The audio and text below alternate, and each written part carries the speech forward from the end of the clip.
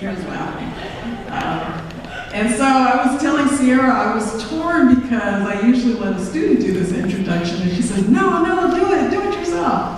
So I'm going to do that. I'm really, really excited and pleased to be able to introduce Crystal Chappell to you as an audience. My students know because I rant about Otalia and Venice, Otalia was a storyline on Guiding Light for many years about a same-sex couple, two women who fell in love. And it just really touched me in a way that I didn't expect it to. It was beautifully written, it was slow-moving, and it really talked about being a parent and family issues and religious issues and a whole lot of things that I deal with on a daily basis, and did it in such a way that it was really beautifully told.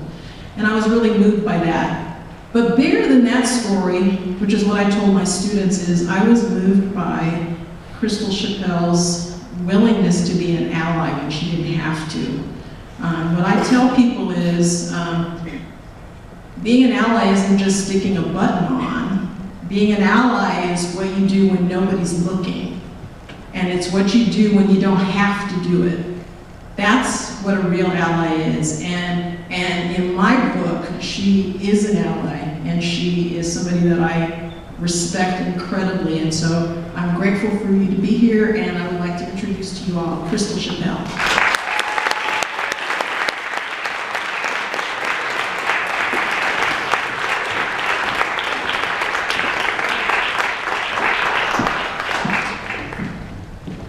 I started crying in the audience. I'm such an actor.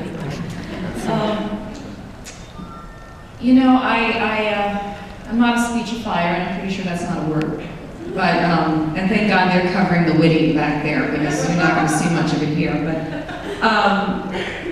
I had something prepared, and then I'm sitting in the audience. I'm overwhelmed, first of all. Thank you for having me here. Thank you for letting me be a part of this. I am so honored to be speaking to you.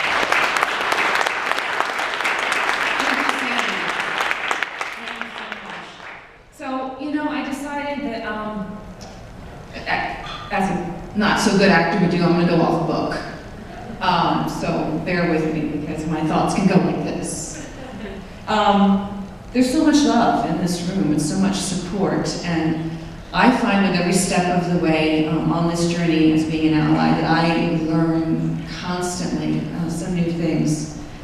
What Sandy was talking about with Guiding Light and Natalia, that was an enormous experience for me and for the show, and it went viral across the world. People who would never even watched the soap before were uploading on YouTube and seeing it, and it was really quite extraordinary. But for me, as somebody who's always been open to the LGBTQ community and having gay friends, it was the letters that people sent me. I mean, hundreds upon hundreds weekly, sharing their story with me, and so raw, so honest, so grateful, and saying much the same things that Sandy has said to me that I don't have to be. But there's something that happens when so many people are willing to be so open and honest with you, and understanding that we're all human, we all have the same feelings and experiences, and they're telling and sharing things with you that are so personal.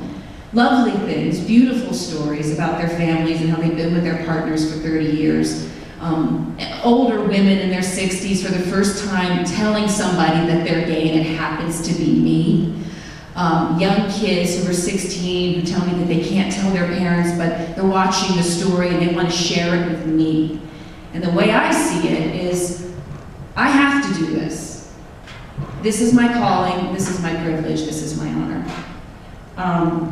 Guiding Light went off the air in 2009, and just to give you students some idea of how weird and funky this life can be, I always wanted to be an actress, but my genre was dying, my job went away, and it really was, I didn't want to leave the story hanging. So I said on a whim, to a friend of mine, let's take this story, change the names of the characters, and let's go to the web. That way no one can tell us that we can't kiss, because we didn't get to kiss. Unfortunately, in Natalia, we did a lot of head bumping and knuckle, bumping knuckles like we're, best buds, but we didn't get to do that. So in the first 10 seconds of Venice, which is what we created, the ladies got to kiss. I took my leading lady from Guiding Light and we went over to the web, and we've been there for 4 seasons. Since then, and I'm telling you this for a reason because it's got a really cool ending, okay? We've created another show called The Grove, which surrounds 2 women who got married during that time in California when they could. And this whole episode is about them having their wedding so that their family and friends can share into it. We've also gone on to produce a show called Beacon Hill, which is on the web now. Political backdrop, 2 women, ex-lovers who come back into each other's lives. My point in telling you this is that my dream was to be an actress. I've since been hired by the company that fired me in 2011 to become the head of development for programming for this online network. One of the first shows out of the gate is Venice. So you're going to be represented on the web in a very, very big way. And then some. It's going to be really terrific. I'm not going to go on about this. I want to be hydrating myself because I flew today and I have to tinkle. But I just want to thank you. Just like those letters, your outpouring of love today, your outpouring of support has reminded me of how important this is and why we have to stand up, allies have to stand up for human rights, for love, for creative expression, for life.